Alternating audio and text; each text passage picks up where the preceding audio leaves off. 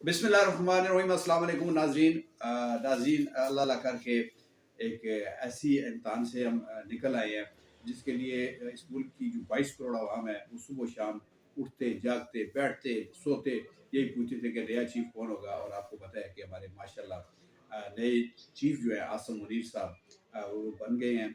और जो साहिर शमशाद साहब हैं वो chairman joint chief of staff लगे हैं। मेरे साथ हमेशा की तरह मौजूद है जनाब शमशाद मांगड़, सीनियर तजिया निगार। अस्सलाम वालेकुम मांगड़ साहब। वालेकुम सलाम। मांगड़ साहब, अब मेरा ख्याल है कोई रुकावट नहीं रही। अगर आपके ख्याल में कोई रुकावट है या आप जानबूझ के रुकावट डालना चाहते हैं तो हम आपको इजाज़त देते हैं, आप डालें और हमें बताएं हमारे नाज़रीन को कि रुकावटें साफ हो गई कि अभी भी कोई रुकावट है।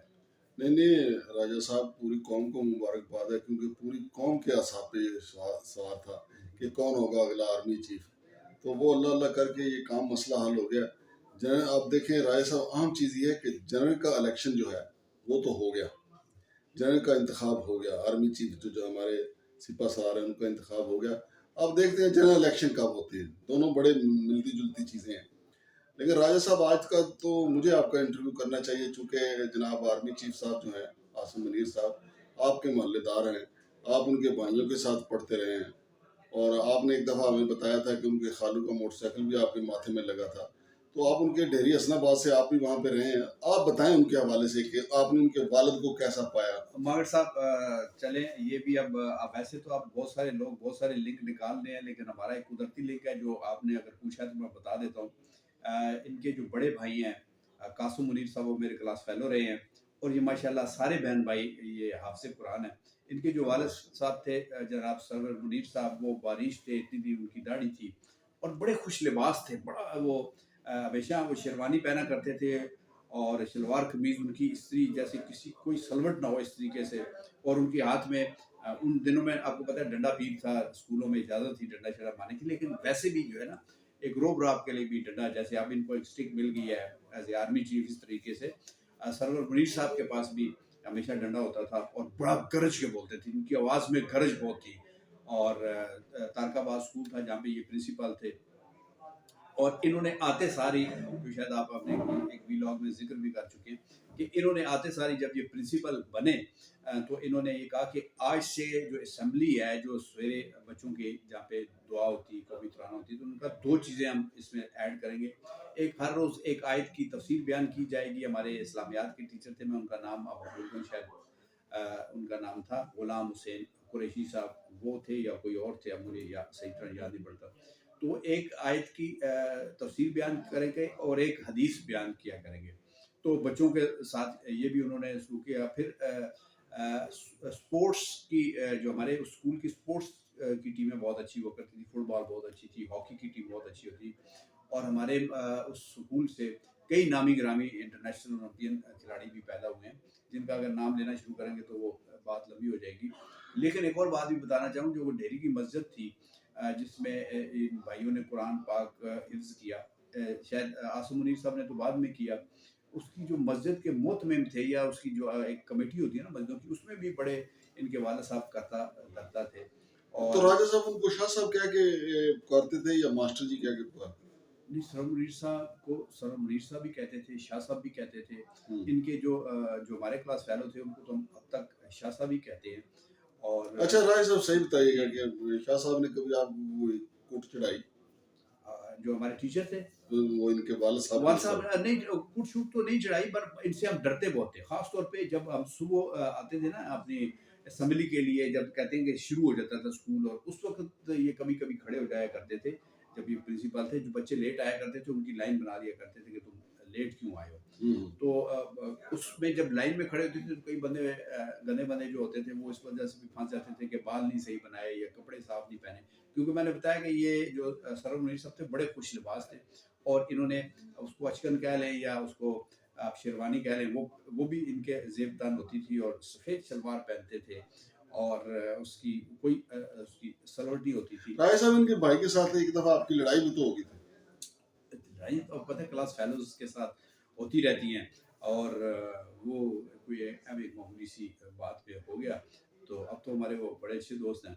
मेरा ख्याल है इन चीज़ों का जिक्र ना ही करें तो बेहतर। मेरा ख्याल है आप मजीद ज्यादा आपकी दोस्ती کیری کرنی چاہیے. آپ کرنی پڑے گی جی. اب تو آپ کو بتائیں کہ ویسے بھی نہیں، میری تو ویسے بھی ان کے ساتھ اچھی سلام دعا ہے. ہماری جو پوری جو 77 کی کلاس کراتی ہے نا، ایک تو وہ بچے بڑے لائق تھے اس کلاس میں، اور ہم ساروں میں بڑی دوستی ہے. ہم نے اپنا گروپ بنایا بہت پہلے سے، اور جیسے ہی وہ وہاں پہ ان کو آرمی چیف مقرر کیا گیا تو اس گروپ پہ بھی مبارکباد کے پیغامات چلنے لگے.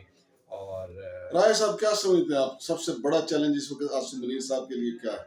آصف منیر صاحب کے لیے سب سے بڑا چیلنج یہ ہے کہ وہ سب سے پہلے یہ ثابت کریں کہ وہ کسی سیاسی پارٹی کے نہیں، بڑی بات. ان کا کوئی دھڑا نہیں ہے، وہ کسی کو ریلیف نہیں دینا چاہتے اور کسی کو پھنسانا نہیں چاہتے. پہلی بات یہ ہے. دوسری بات یہ ہے کہ جو باجوہ صاحب کی وجہ سے آرمی پہ کچھ الزامات لگے یا کچھ لوگ اس کو مختلف نظر سے دیکھنے لگے، اور ان کا یہ خیال ہے کہ آرمی ہی شاید مختلف گڑبڑ کی یا خرابیوں کی وجوہات ہے، اس کی وجہ سے یہ ہوتی ہیں. اس کو دور کرنے کی بہت زیادہ ضرورت ہے، اور بالکل پروفیشنل اپروچ رکھنی چاہیے.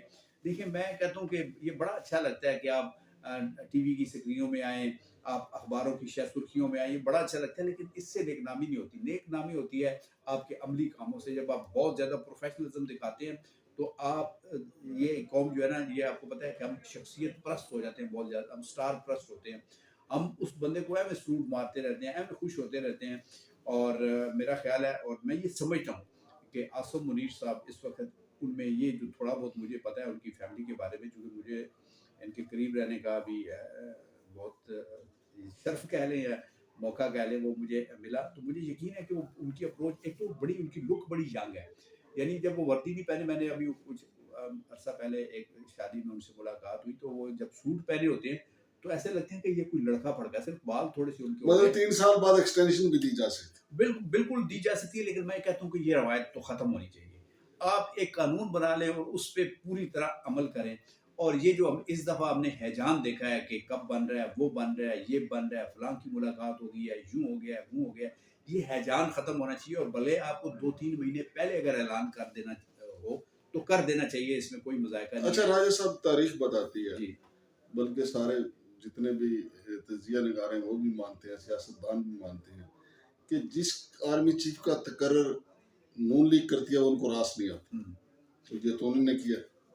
دیکھیں میں اصل میں آپ جب کسی شخص پہ، جب بھی کسی شخص پہ، آپ کوئی بھی ہیں، آپ کسی جگہ ملازم ہیں، آپ چاہے کسی گھر میں رہتے ہیں، آپ کسی کے رشتہ دار ہیں، وہ رشتہ دار آپ کا قد کاٹ میں یا عہدے کے لحاظ سے بڑا، جب آپ اس سے بہت زیادہ امیدیں وابستہ کر لیتے ہیں نا، تو اللہ کی ذات کو بھی یہ چیزیں پسند نہیں. سارے کام آپ کے اللہ نے کرنے ہوتے ہیں. پہلے تو آپ کو 2 نمبری خود نہیں کرنی چاہیے، اور کر کے پھر آپ یہ لگا لیں گے جی کہ آپ یعنی شمشاد مانگڑ صاحب میری داد رسی کریں گے، میری نیا کو پائر لگائیں گے.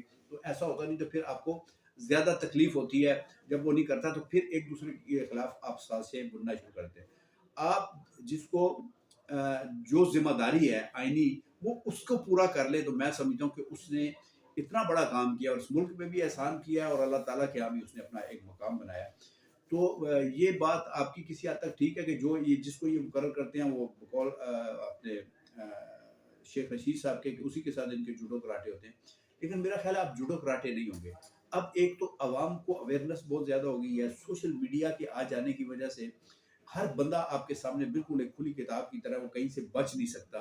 چاہے اس نے جائیداد بنائی ہے، چاہے اس کا کوئی اور شغف ہے، چاہے وہ کہیں اور ہینکی پینکی کرتا ہے، وہ ایک دن سامنے آ جاتی ہے.